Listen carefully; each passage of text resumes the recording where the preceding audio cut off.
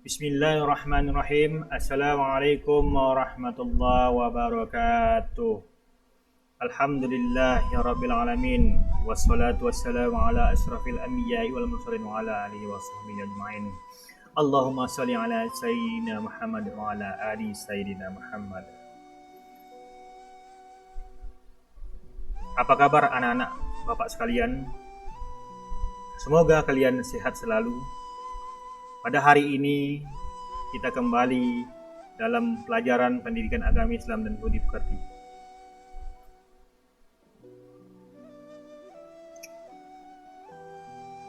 Dalam kehidupan sehari-hari, kita sering melihat banyak tanda-tanda Allah Subhanahu wa taala yang menakjubkan atau kebesaran Allah Subhanahu wa taala, mulai dari kita sendiri maupun dari alam semesta ini. Semua itu untuk mengajarkan kita untuk semakin bersyukur dan beriman kepada Allah Subhanahu wa taala. Pada kali ini, tema atau materi pelajaran kita adalah tentang syu'abul iman. Sebelumnya kita sudah membahas tentang materi yang lalu. Yang sekarang kita membahas tentang materi syu'abul iman.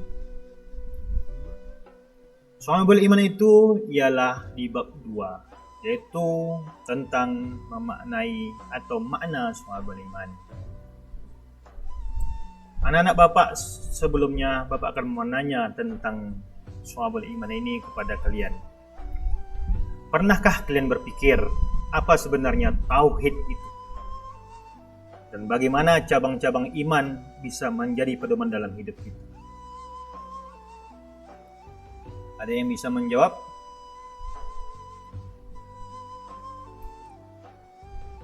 Kalau tidak ada, Bapak akan menjelaskan terlebih dahulu tentang syu'abul iman. Tapi sebelumnya Bapak akan jelaskan dulu tujuan pembelajaran kita pada hari ini. Tujuan pembelajaran kita pada hari ini ialah peserta didik diharapkan dapat menjelaskan makna syu'abul iman, pengertian, dalil, macam, dan manfaatnya. Peserta didik mampu menganalisis makna syu'abul iman, pengertian, dalil, macam, dan manfaat. Peserta didik dapat mempresentasikan makna syu'abul iman, pengertian, dalil, dan macam, dan manfaat. Kemudian, dalil tentang syu'abul iman ini di surat Al-A'raf ayat 54 yang berbunyi, Bismillahirrahmanirrahim. Wa inna rabbakumullahu alladhi khalaqas samawati wal arda fi sittati ayyamin thumma istawa 'alal 'arsy yughshil layla an-nahara yatlubuhu hafizan wasyamsa wal qamara wan nujuma musakhkharatin bil amri ala lahul khalqu wal amr tabarakallahu rabbul alamin. Yaitu yang artinya, sungguh Tuhanmu adalah Allah yang menciptakan langit dan bumi dalam 6 masa. Lalu dia bersemayam di atas arsy. Dia menutup malam kepada siang, yang mengikutinya dengan cepat. Dia ciptakan matahari, bulan, dan bintang-bintang tunduk kepada perintahnya. Ingatlah, segala penciptaan dan urusan menjadi haknya. Maha suci Allah, Tuhan seluruh alam. Surat Al-A'raf ayat 54. Sebelum kita kembali atau melanjutkan materi kita, makna bersemayam di atas arsy ini jangan diartikan Allah itu duduk di singgasana. Tapi bersemayam di atas arsy itu tidak bisa kita juga menyimpulkan Allah itu ada di atas. Allah itu ada tanpa tempat. Ya, Allah itu tidak membutuhkan tempat. Allah itu tidak membutuhkan tempat. Jadi jangan mengatakan nanti Allah itu bersemayam di atas arsy, itu Allah duduk di singgasana. Tidak, Allah itu tidak membutuhkan tempat. Dah, kita kembali melanjutkan materi kita. Dalil tentang Syu'abul Iman ini dalam hadis riwayat Muslim yang berbunyi An Abi Hurairah qala Rasulullah sallallahu alaihi wasallam al-imanu bid'un wa sab'una aw bid'un wa sittuna syu'batan fa'afdaluha qawlu la ilaha illallah wa adanaha imatatun adza anut tariqi wal haya'u su'batun minal iman. Saya ulangi. An Abi Hurairah qala Rasulullah sallallahu alaihi wasallam al-imanu bid'un wa sab'una aw bid'un wa sittuna su'batan fa'afdaluha qawlu la ilaha illallah wa adanaha imatatul adza 'anit tariqi wal haya'u su'batun minal iman. Rawahul Muslim. Yang artinya dari Abu Hurairah radhiyallahu anhu, ia berkata, Rasulullah sallallahu alaihi wasallam bersabda, iman itu ada 73 atau 79 cabang atau 63 sampai 69 cabang. Yang paling utama adalah ucapan la ilaha illallah. Sedangkan yang paling rendahnya adalah menyingkirkan sesuatu yang mengganggu dari jalan. Dan malu itu salah satu cabang keimanan. Dari hadis ini kita sudah melihat ada beberapa puluh cabang iman. Salah satunya adalah yang diriwayatkan oleh hadis ini ada yang 63, ada yang sampai 69. Dan ulama sebagian berpendapat ada 77 cabang iman. Dalam hadis ini juga kita bisa melihat salah satu keimanan seorang siswa atau peserta didik atau anak-anak sekalian, menyingkirkan sesuatu yang mengganggu dari jalan saja, itu termasuk keimanan. Itu seberendah-rendahnya keimanan. Kalau ada nanti nampak sampah, nampak paku, segala macam, buang. Itulah tanda-tanda orang-orang yang beriman. Walaupun itu rendah dalam keimanan dirinya. Dan malu juga termasuk cabang iman. Pada hari ini kita lihat anak-anak atau remaja-remaja sekarang budaya malu sudah hilang. Main sosmed, tidak lagi memikirkan malu. Dibilang dia tidak ada iman, dia masih ke masjid. Dibilang dia tidak ada iman, dia masih berselawat pada Nabi. Tapi budaya malunya sudah tidak ada. Nauzubillah. Makanya anak-anak bapak sekalian, cabang iman atau keimanan itu haruslah kita bentuk, harus kita latih. Tidak ada yang iman itu langsung jadi, tidak ada, tapi dilatih. Ada rumusnya, yaitu D tambah T2 sama dengan L. Itu Bapak buat untuk sholat. Dan mungkin untuk iman pun juga bisa. Itu apa dia pertama? Dipaksa. Dipaksa untuk membuat diri kita itu, iman kita lebih mantap. Kemudian terpaksa kita melakukannya. Kalau terpaksa kita, lama-lama kita terbiasa. Kalau udah terbiasa, L. Apa L itu? Lillahi ta'ala. Insya Allah iman kita nanti kokoh dan kuat. Ya nak ya, itu sedikit tentang iman dan rumusnya. Kita lanjut. Syu'abul iman ada dua, menurut pengertian dan macam-macamnya menurut para ulama hadis. Pengertiannya cabangnya artilah apa arti dari Syu'abul iman? Pengertiannya adalah Syu'abul iman itu artinya cabang-cabang iman. Seperti yang Bapak sampaikan tadi, menurut para ulama, menurut Imam Baihaqi, Syu'abul iman itu ada 77 macam. Kalau menurut Imam Ibnu Hajar Al-Asqalani, Fathul Bari fi Syarh Al-Bukhari, ada 69 macam. Jadi anak-anak Bapak, jadi ada dua pendapat ulama, ada yang mengatakan 77 dan ada mengatakan 69 cabang iman. Ya, sampai sini paham anak-anak Bapak ya. Jadi diperhatikan, dilihat video ini, dan kemudian nanti dihafalkan atau ditanamkan dalam hati. Kemudian 69 cabang iman tadi atau syu'abul iman tadi menurut Ibnu Hajar Al-Asqalani dibagi menjadi 3 bagian.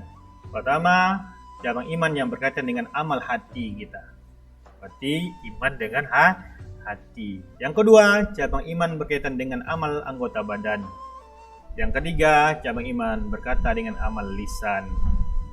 Berarti iman itu artinya percaya daripada hati, diyakini dengan hati, diapakan dengan anggota tubuh atau di dalam perbuatan kita, dibukti dalam perbuatan, dan dibuktikan lagi dengan lisan kita, mengucapkan yang baik-baiknya saja. Ya. Kemudian 24 cabang yang meliputi keyakinan dan niat. 24 cabang yang meliputi keyakinan dan niat. Salah satunya adalah rukun iman. Rukun iman adalah salah satu cabang iman yang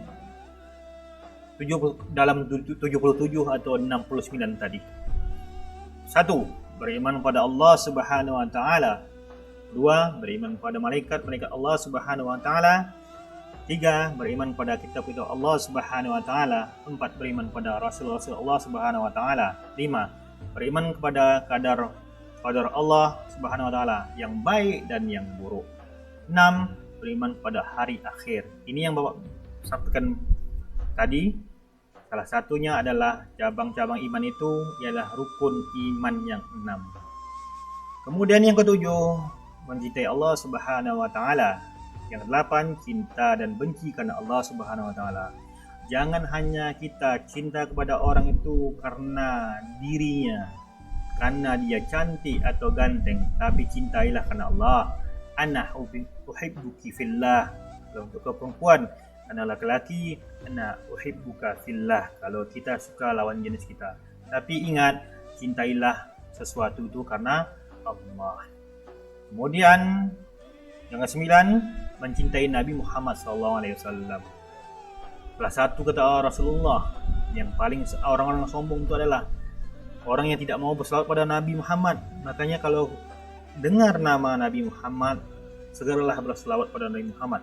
Mudah-mudahan kita mendapatkan syafaat Rasulullah SAW dengan melafazkan Allahumma shalli ala sayyidina Muhammad wa ala sayyidina Muhammad.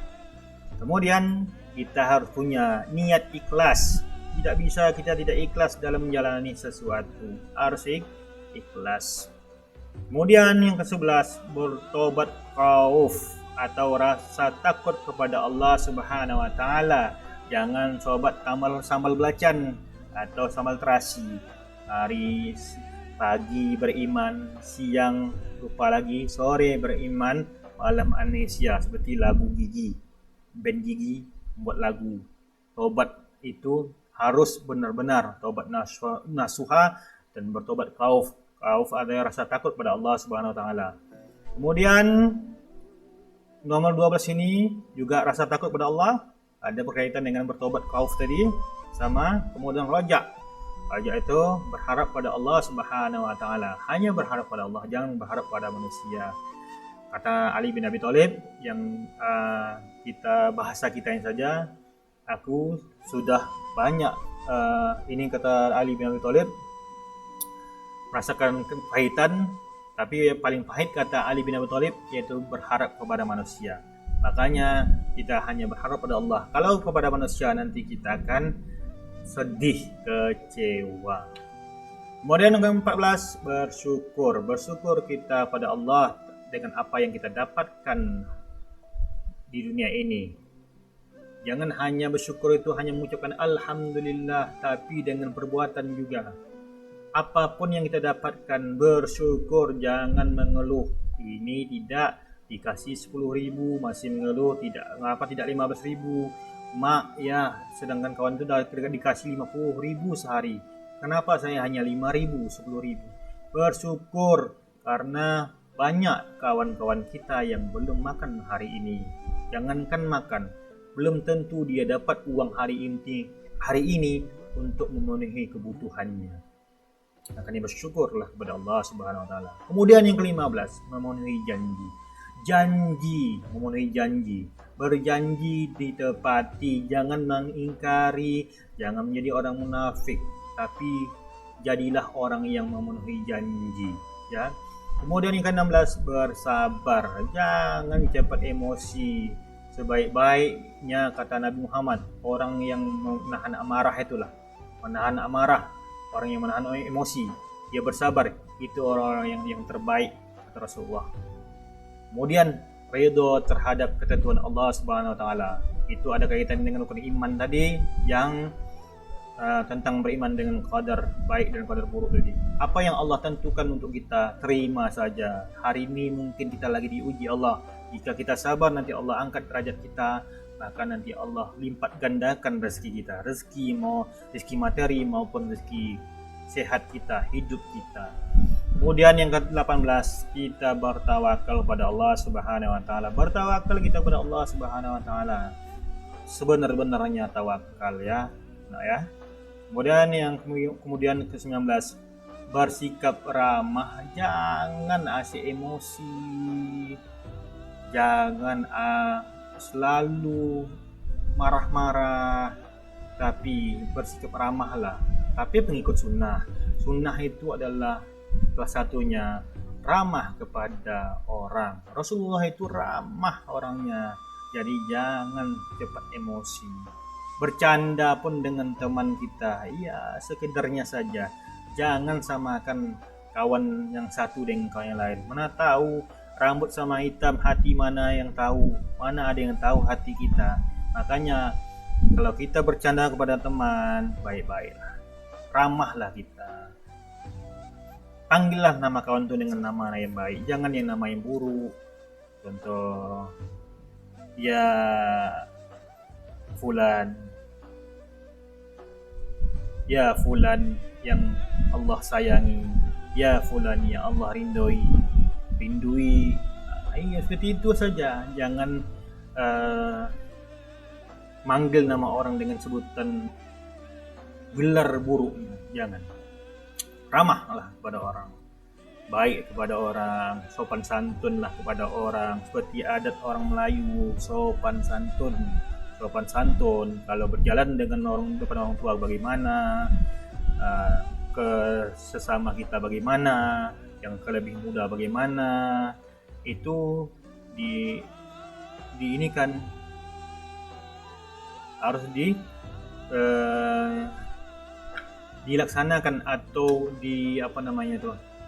harus dibuat atau dilakukan, ya, dalam kehidupan sehari-hari kita.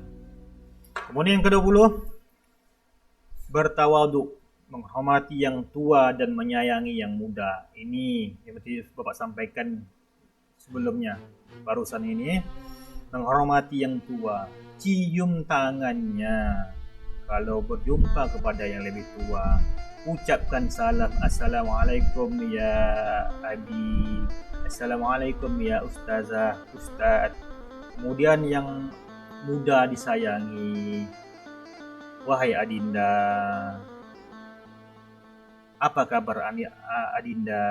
Atau ke yang anaknya, wahai ananda, sehatkah ananda? Bagaimana kabar ananda hari ini? Begitu.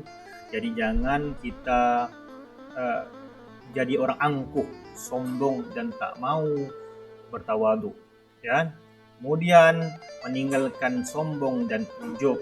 Jangan kita menyombongkan diri, jangan menyangka diri kita yang lebih hebat, apalagi ujub. Jadi kita mau ibadah itu nunjukkan yang kita yang paling banyak ibadahnya, yang paling hebat amal ibadahnya, jangan. Karena Allah tidak menyukai orang-orang yang sombong, ya. Allah tak suka, itu nanti mendapatkan dosa. Kemudian yang kedua, meninggalkan hasad. Jangan pernah hasad kita kepada orang lain. Jangan pernah hasad, itu tak baik. Janganlah hasad kepada orang. Kemudian meninggalkan dendam. Jangan kita dendam kepada orang lain. Kalau ada masalah, selesaikanlah. Kata Nabi, kalau kita berkelahi kepada orang lain atau kita ada tak suka sama orang lain, itu kita hanya dikasih waktu hanya 3 hari saja. Lebih dari 3 hari kita berdosa kalau lama-lama mendendam dan tidak bertegur sapa dengan orang lain. Makanya jangan mempunyai sifat dendam. Jadilah pemaaf. Pemaaf itu lebih mulia daripada minta maaf. Memaafkan itu lebih mulia daripada minta maaf. Kemudian yang kedua, 4, yaitu tentang meninggalkan marah. Seperti yang Bapak sampaikan yang tadi, itu marah itu tak baik. Maka sebaik-baiknya orang, kata Nabi Muhammad, adalah yang meninggalkan amarahnya. Itulah 24 dari cabang iman dan keyakinan yang harus kita percayai. 24 cabang yang meliputi keyakinan dan niat. Ya, nah. Kemudian selanjutnya ini 7 cabang iman yang berkaitan dengan amal lisan. Nah, ini dia. Pertama, melafalkan kalimat tauhid. Apa tauhid itu? Asyhadu an la ilaha illallah wa asyhadu anna Muhammadur Rasulullah. Yang satunya adalah apa namanya? Ada yang tahu? Salah satunya adalah 2 kalimat syahadat atau syahadatain, yaitu syahadat tauhid. Syahadat tauhid dan syahadat rasul. Syahadat tauhid itu apa, Pak? Syahadat tauhid itu adalah mengucapkan asyhadu an la ilaha illallah. Syahadat rasul wa asyhadu anna Muhammadar Rasulullah. Kemudian membaca Al-Qur'an, apalagi mempelajari suatu ilmu. Kemudian mengajarkan suatu ilmu. Pertama itu mempelajari, kemudian mengajarkan kepada orang lain. Kemudian menjauhi perkataan yang sia-sia. Kemudian berzikir, kemudian berdoa. Ya, itulah 7 cabang iman yang berkaitan dengan amal lisan. Apa manfaat sahabat iman?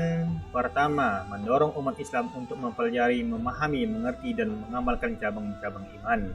Kemudian mendorong umat Islam untuk menyempurnakan iman, meyakini bahwa iman itu bertingkat-tingkat. Kemudian meyakini bahwa iman dapat bertambah dan berkurang. Dan kemudian meyakini bahwa manusia harus berbuat baik terhadap sesama tanpa pandang bulu. Kemudian yang terakhir, meyakini bahwa tauhid bagaikan fondasi pada bangunan sehingga harus didahului. Ya, itu dia. Baiklah, sampai kita pada kesimpulan, yaitu kesimpulan pada hari ini pembelajaran kita itu adalah tentang iman merupakan dimensi pokok yang harus dimiliki umat Islam sekaligus menjadi keabsahan amal ibadah. Iman dapat diketahui melalui keyakinan lisan dan perbuatan. Keimanan seseorang dapat bertambah dan berkurang sesuai dengan perbuatan yang dilakukan. Iman juga memiliki lebih dari 60 cabang yang harus dipahami, dimengerti, diaplikasikan oleh umat Islam dalam kehidupan sehari-hari.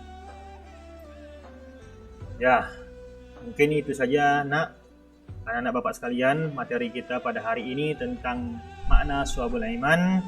Mudah-mudahan Anda mengerti, kemudian dipahami apa-apapun yang Bapak sampaikan. Kalau tidak kurang mengerti, nanti bertanya di pertemuan selanjutnya atau kita bahas di pertemuan selanjutnya. Cukup sekian video pembelajaran dari Bapak. Bapak tutup. Wabillahi taufiq wa hidayah. Assalamualaikum warahmatullahi wabarakatuh.